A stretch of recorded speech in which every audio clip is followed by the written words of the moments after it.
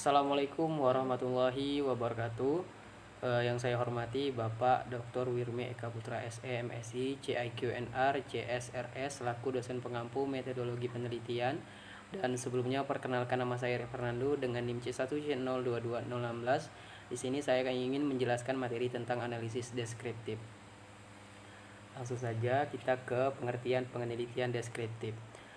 Penelitian deskriptif adalah penggambaran yang dirancang untuk memperoleh informasi tentang status atau gejala mengenai populasi atau daerah tertentu, atau memetakan fakta berdasarkan cara pandang atau kerangka berpikir tertentu pada saat penelitian dilakukan.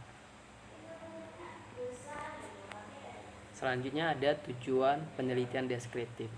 Tujuan utamanya adalah memberikan gambaran yang jelas dan akurat tentang materi dan fenomena yang sedang diselidiki, atau melukiskan variabel kondisi apa saja yang ada dalam situasi tertentu pada saat penelitian dilakukan. Dalam ruang lingkup penelitian deskriptif ada studi kasus, survei, studi pengembangan, studi tidak lanjut, analisis dokumenter, analisis kecenderungan. Selanjutnya ada analisis studi korelasi, ada studi perbandingan, ada studi kemasyarakatan, ada studi waktu dan gerak, dan yang terakhir ada analisis kegiatan. Yang selanjutnya ada karakteristik penelitian deskriptif. Nah, yang pertama ada memusatkan penelitian dan penyelidikan pada pemecahan masalah aktual. Lalu yang kedua, data yang telah dikumpulkan, disusun dan dijelaskan kemudian dianalisis dengan menggunakan teknik analitik. Yang ketiga, menjelaskan setiap langkah penelitian secara rinci. Lalu yang keempat, menjelaskan setiap langkah penelitian secara rinci. Lalu yang kelima, memberi alasan yang kuat mengapa penelitian menggunakan teknik tertentu.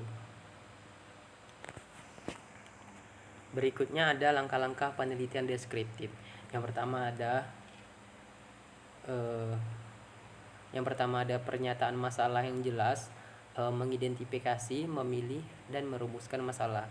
Lalu identifikasi informasi yang diperlukan untuk memecahkan masalah, melakukan pelacakan atau kajian pustaka. Lalu identifikasi informasi yang diperlukan untuk memecahkan masalah, melakukan pelacakan atau kajian pustaka. Lalu menetapkan asumsi ruang lingkup dan batasan penelitian.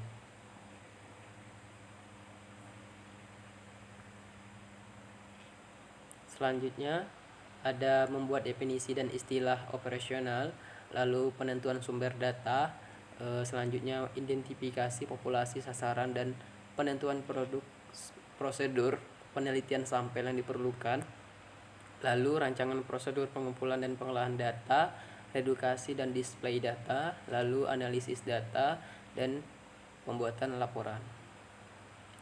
Lalu ada keunggulan penelitian deskriptif. Nah, yang pertama ada banyaknya disukai oleh peneliti sebagai bidang karena mampu mengecek dan membuktikan tingkat reliabilitas dan cukup menyebarluaskan informasi karena menyediakan standar ukuran normatif validitas berdasarkan hal-hal yang umum. Lalu yang kedua ada relatif mudah dilaksanakan. Selanjutnya ada dapat memperoleh banyak informasi penting. Lalu yang keempat, dalam penelitian deskriptif dapat ditentukan apakah temuan yang diperoleh membutuhkan penelitian lanjutan atau tidak. Ada kelemahan penelitian deskriptif. Yang pertama ada pengamatan pada objek atau subjek hanya sekali. Lalu kesalahan dapat terjadi jika dalam memilih dan menggunakan metode. Lalu penelitian ini memberikan informasi yang terbatas tentang pengaruh variabel-variabel yang diteliti karena tidak dapat mengisolasi atau menekan variabel-variabel lain yang konstan, sehingga tidak dapat mengharapkan, menemukan dan menentukan bukti tentang hubungan sebab akibat. Lalu terkadang motivasi subjek tidak konsisten sehingga peneliti perlu memastikan bahwa jabatan responden dapat dipercaya.